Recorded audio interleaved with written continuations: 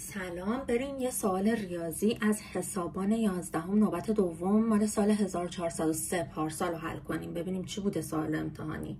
میگه فرض کنید لوگ 2a باشه و لوگ 3b باشه. حاصل لوگ رادیکال 75 صدم رو بر حسب a و b به دست بیارید. خب پس ما باید در حقیقت رادیکال 75 صدم رو بر حسب لوگ 3 و لوگ 2 به دست بیاریم که بعد a و b رو جایگزین کنیم. پس بنویسیمش.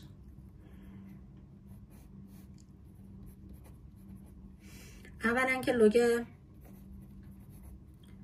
رادیکال 75 صدم رو این شکلی میتونیم بنویسیم، کسری. میشه چی؟ لوگ رادیکال 75 به رادیکال 100 که رادیکال 100 میشه 10.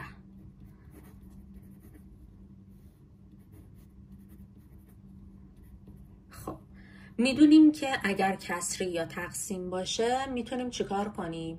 میتونیم یه دونه لوگ رو تبدیل کنیم به 2 تا لوگ و بینش منها بذاریم. در حقیقت اینطوری میشه لوگ رادیکال 75 منهای لوگ 10. خب لوگ 10 رو در مبنای 10 دیگه میدونیم که 1 میشه. این 1. خب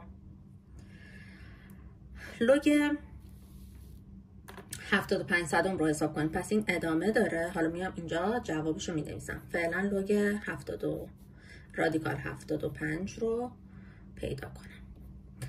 این میشه چی؟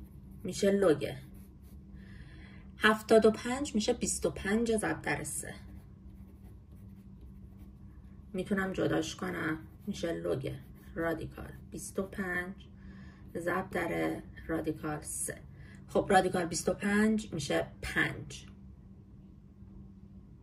پس مساویه با لوگ 5 رادیکال 3. خب ضربه یعنی 5 ضرب در رادیکال 3 یه دونه لوگ داره. میتونم 2 تا لوگش کنم و به جای ضرب به اضافه بذارم. یعنی اینطوری بنویسمش. لوگ 5 به اضافه لوگ رادیکال 3. خب 5 2 و 3 نشده هنوز. اینو میتونم بنویسم 10 دوم. پس مینویسم لوگ 10 دوم به اضافه اینم به جای رادیکالش بذارم یه توان 1 دوم. یعنی بنویسم لوگ 3 به توان 1 دوم. میدونین دیگه توان به روی فرجه میشه. خب حالا چی میشه؟ این دوباره کسریه. میشه لوگ 10 منهای لوگ 2.